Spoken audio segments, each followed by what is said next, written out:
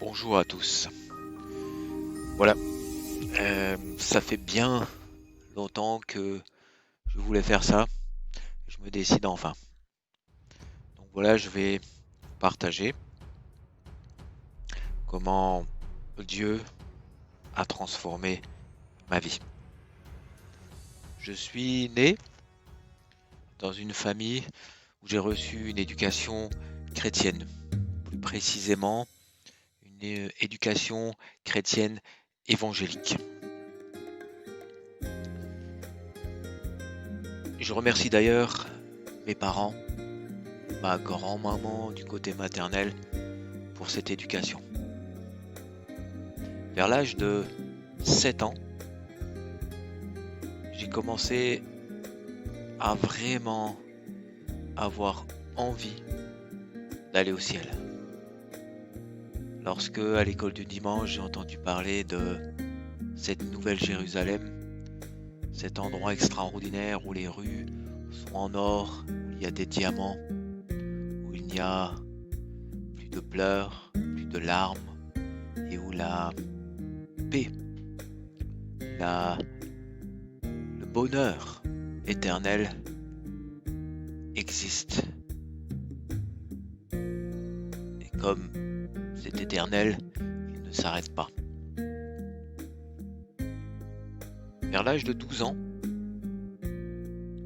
lors d'un camp jeunesse action biblique, j'ai fait une démarche de repentance où là, contrairement à l'âge de 7 ans, c'était plus pour ne pas aller dans les temps de feu. Je m'explique.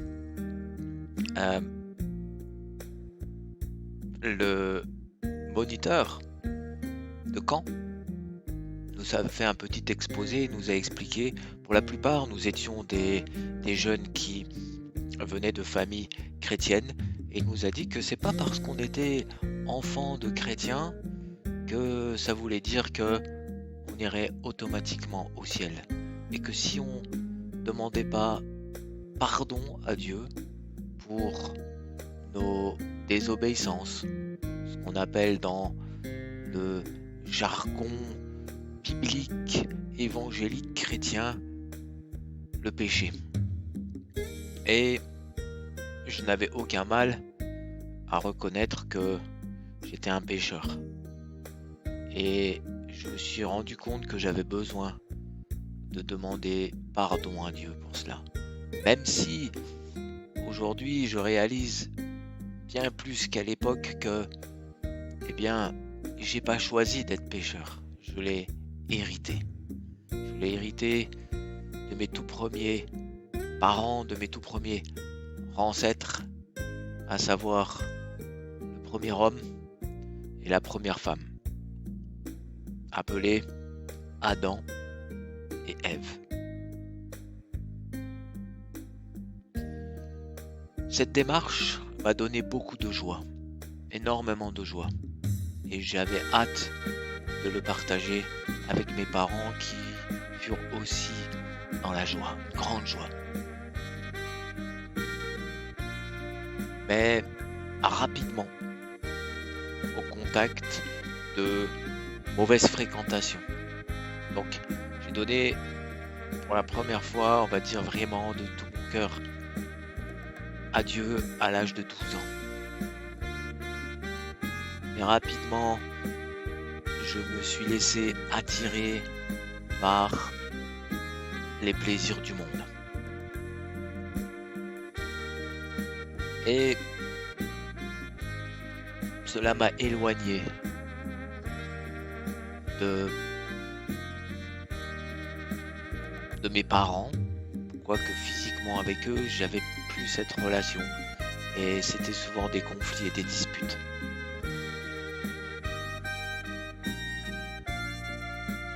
Ce qui m'a finalement conduit à l'âge de 20 ans environ à me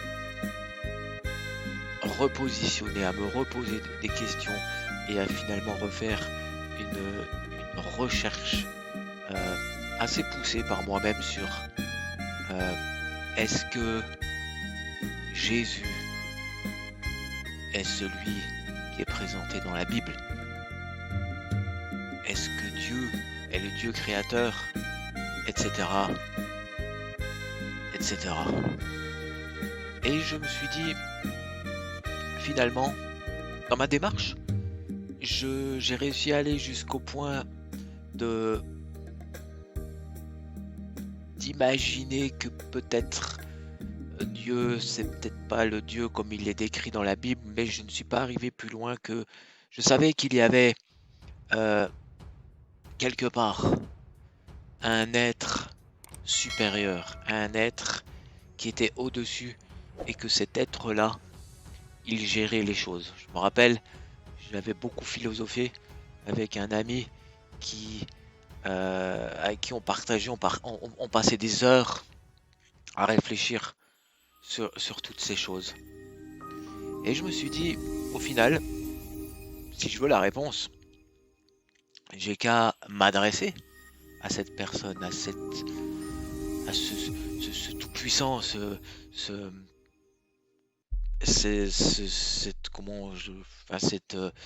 cet être qui est au-dessus et qui gère toutes ces choses.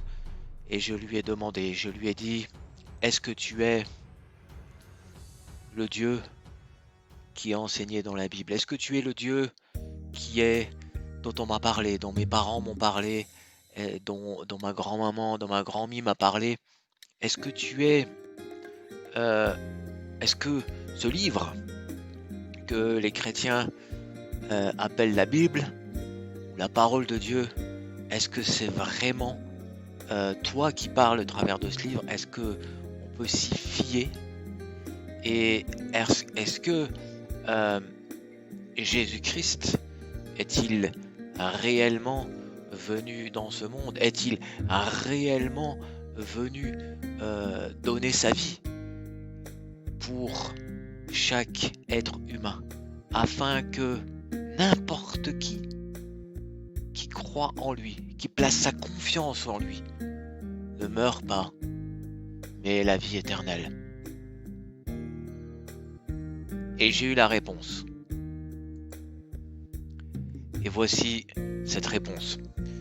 Je me suis senti, comment dirais-je, poussé à ouvrir la Bible. J'ouvre la Bible, entre guillemets, au hasard, et je lis Évangile selon Jean. Au commencement était la parole, et la parole était auprès de Dieu, et la parole était Dieu. Elle était au commencement auprès de Dieu. Toutes choses furent faites par elle, et sans elle, pas une seule chose ne fut faite de ce qui a été fait. En elle était la vie, et la vie était la lumière des hommes. Et la lumière luit dans les ténèbres, et les ténèbres ne l'ont pas comprise. Il y eut un homme envoyé de Dieu, son nom était Jean. Celui-ci vint pour rendre témoignage de la lumière, afin que tous crussent par lui. Lui n'était pas la lumière, mais pour rendre témoignage de la lumière. La vraie lumière était celle qui, venant dans le monde, éclaire tout homme. Il était dans le monde, et le monde fut fait par lui, et le monde ne l'a pas connu. Il vint chez soi, et les siens ne l'ont pas reçu. Mais à tous ceux qui l'ont reçu, il leur a donné le droit d'être enfants de Dieu, à ceux qui croient en son nom, lesquels sont nés, non pas de sang, ni de la volonté de la chair, mais de la volonté de l'homme, mais de Dieu. Et la parole devint chair et habita au milieu de nous. Et nous vîmes sa gloire, une gloire comme d'un Fils unique de la part du Père, pleine de grâce et de vérité.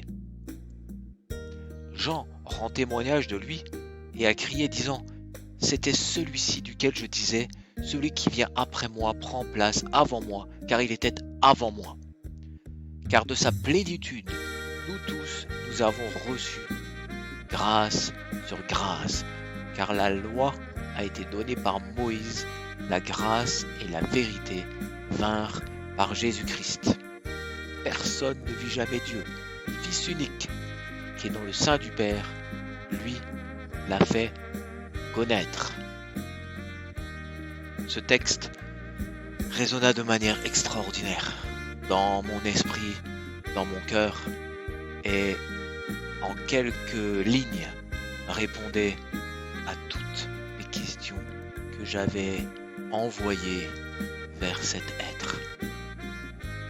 Cet être était la parole. En fait, dans tous ces versets, j'avais la réponse comme quoi Dieu, cet être, était bien le Dieu qui est présenté au travers de la Bible.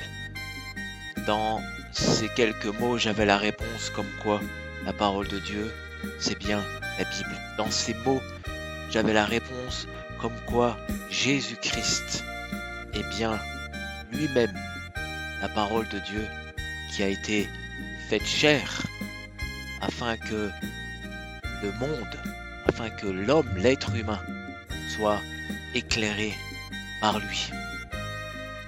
Et moi-même, à ce moment-là, j'ai bénéficié vraiment d'un éclaircissement extraordinaire. Donc, aujourd'hui, j'ai un peu plus de 50 ans, donc ça fait 30 ans.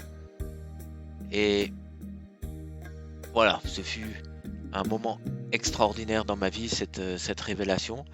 Et j'avais envie de partager ça avec vous.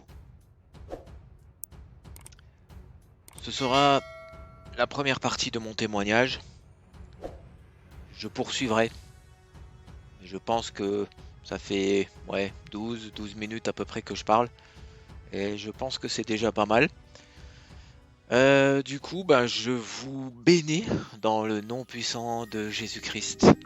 Et je souhaite vraiment que vous puissiez rencontrer ce Dieu merveilleux qui, comme il l'a promis, est avec chaque personne, chaque être humain qui désire l'inviter dans sa vie. Et croyez-moi, ça fait 50 ans, un peu plus de 50 ans, comme je disais, que je vis. Et jamais la fidélité de Dieu n'a fait défaut dans ma vie. Moi, j'ai été infidèle, oh combien de fois, mais il est demeuré fidèle. Je vous raconterai ça dans la suite de mon témoignage, parce que 50 ans, c'est long. J'ai fait un raccourci sur les 20 ans, et Dieu dirigera pour la suite. Soyez bénis.